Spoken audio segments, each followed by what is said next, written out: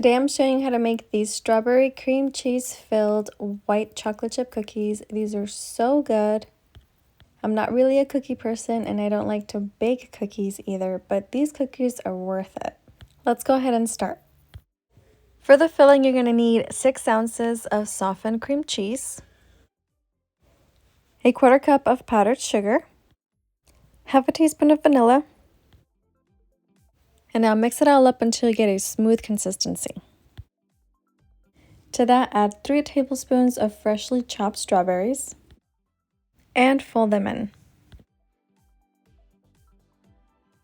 Once that's done, go ahead and get a mini scooper and scoop between 17 to 20 of these little balls like this, and you're going to freeze them. So make sure that there's something under them like an aluminum foil or plastic wrap and freeze them for 1 hour. Once that's freezing, go ahead and make your cookie dough mixture, and you're going to need 1 cup of unsalted butter at room temperature. And you're going to add a 1/4 cup of brown sugar and 3/4 of a cup of white sugar. Add a teaspoon of vanilla and mix this until it's all combined. Once it's nice and smooth, go ahead and add 1 egg and 1 egg yolk. And mix that in until it's all combined.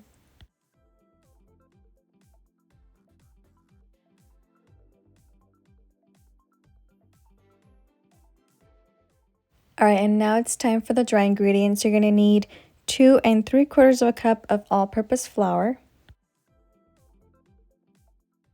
1 teaspoon of baking soda, and make sure to sift it because you don't want these little chunks in there, and a 1/4 teaspoon of salt. And mix this on low speed until you get a crumbly consistency, and make sure to not over mix because over mixing causes gluten and a bunch of other stuff that will just ruin your cookie consistency. So stop as soon as you get a crumbly consistency.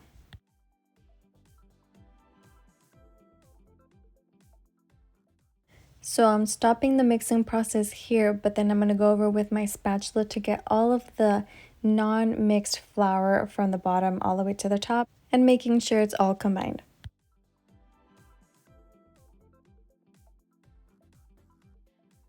Set that aside, and now let's work on our strawberries. So this is 2/3 of a cup of diced strawberries, and you're going to add half a teaspoon of lime or lemon juice.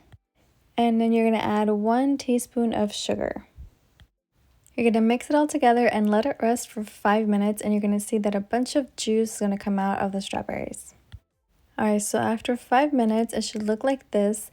The strawberries should leak their water, and then you're just going to push it through a sifter just so that you can get any excess of the strawberry juice out.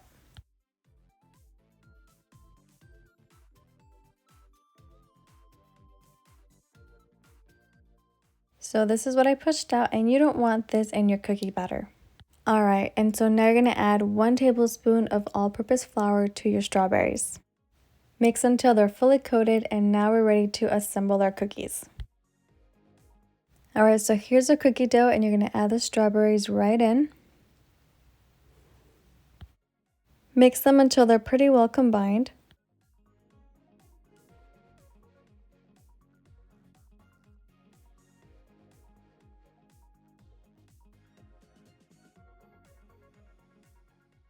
And lastly, you're going to add 1 cup of white chocolate chips, and I actually ran out of white chocolate chips, so instead I cut up some white melting wafers. Alright, so fold all of this together until one big ball forms, and feel free to use your hands. And here I have my pan, and on top of it I have a silicone baking sheet, and for me I always bake cookies on top of silicone baking sheets because I feel like they cook more evenly with this. So either have this on top or just a piece of parchment paper.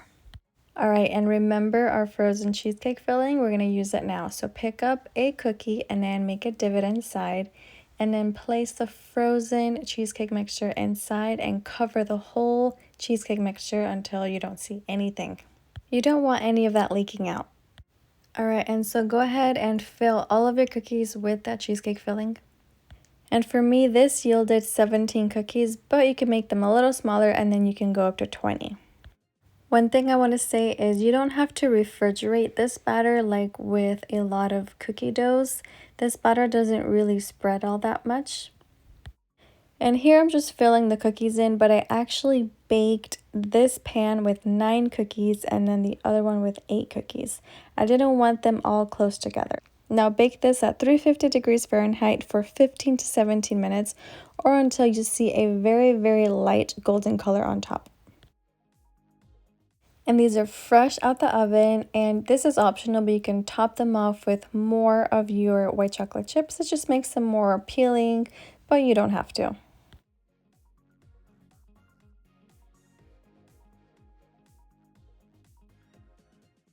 Let them completely cool, and then now let's open one up and look at how yummy this filling is. This cookie is so good, it's one of my favorites. Try this cookie out, let me know how it goes, and follow for more recipes. Bye.